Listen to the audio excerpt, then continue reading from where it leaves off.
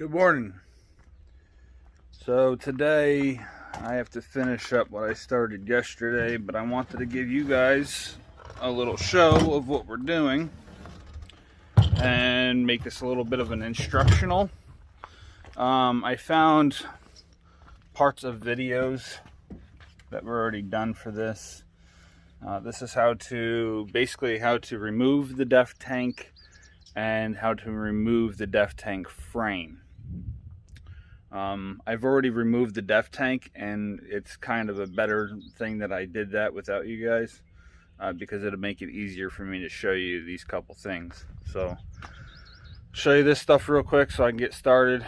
It is a little chilly out, so I'm wearing my bibs. Probably gonna throw a hat on here shortly. It's not like freezing, but it's brisk. It's real brisk. All right, so here's a few things. First thing you got to do is, this is coolant right here. So this is the coolant in, and then this is the coolant out line. We have a sensor here that's very easy. You twist that off, and then you have the actual DEF in and out right here. So there's our big tank, and then here's the reason I'm replacing the housing. I've been calling it a saddle because that's basically what it is to me. Last thing I wanted to do is get pulled over by DOT and then to do an inspection and find that. I spotted it, said we got to get it done right away. Alright, so this is the one that just twists off. These ones aren't too bad. I did break this one, so I'm probably going to replace that line there. Here's a better show. You push this part of the tab in.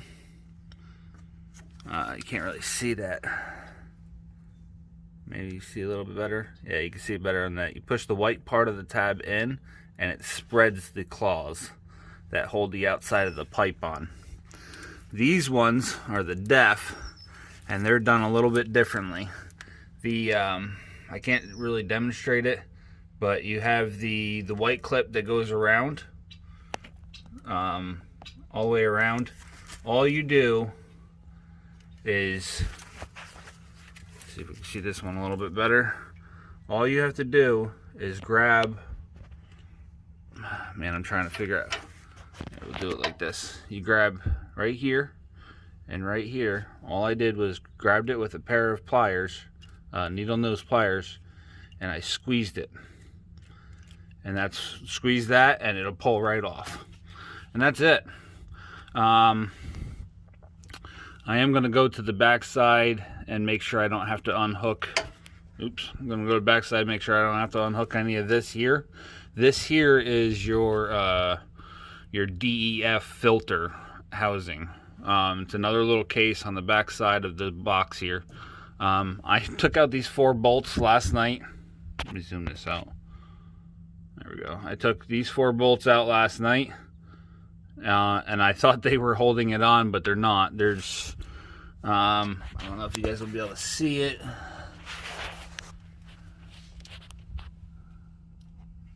There's 4 bolts right here.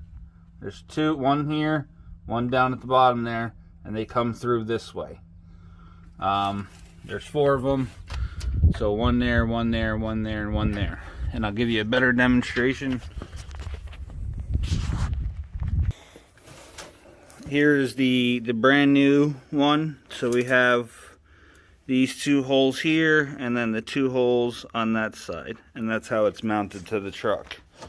This thing is not cheap. It was about $400 at the dealership, so it's definitely not cheap. I am quite pissed off. There's the crossbar, the bar that goes over top of the front of the DEF tank to hold it inside the cradle. It didn't come with that. That's like, why would I replace that but not that piece? That's for that price, that piece should have came with it. I'm pretty pissed off about that. I did drain about 5.5 gallons of coolant out. Unfortunately, is what it is. So I have to get some more coolant. I was going to reuse that, but Just don't want to take any of those chances, not for $100.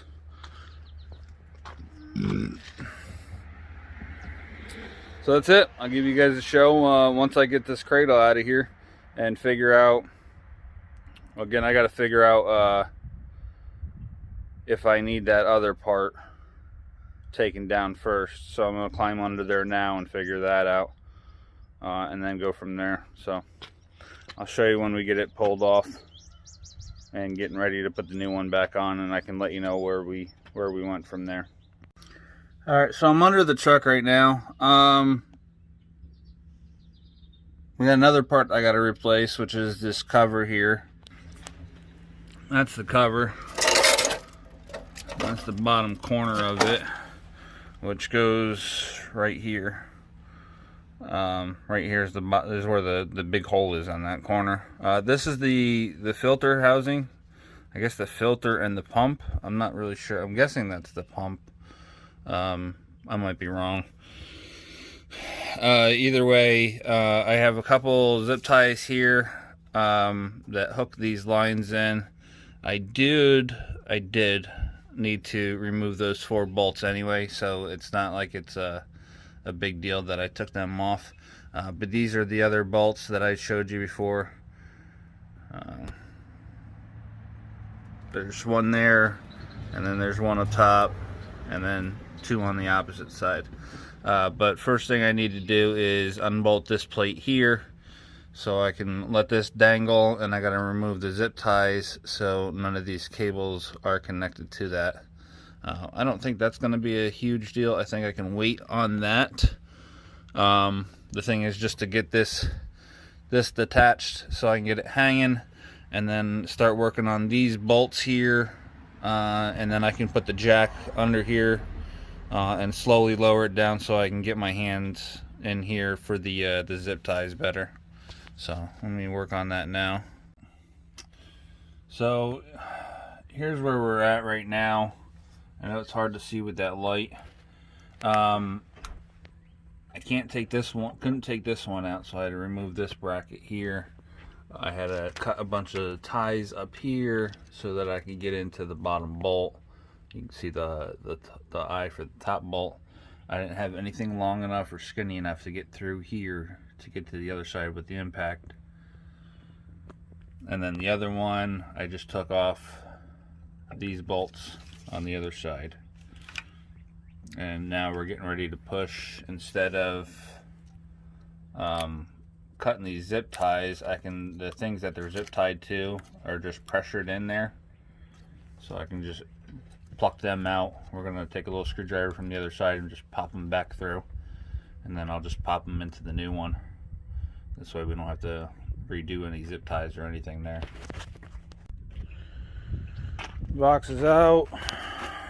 Couldn't take these bolts out, so we had to go after these because this bolt and this bolt was getting stuck on this bolt and this bolt. I couldn't slide them out, so I had to go after that one. That bracket's still in there.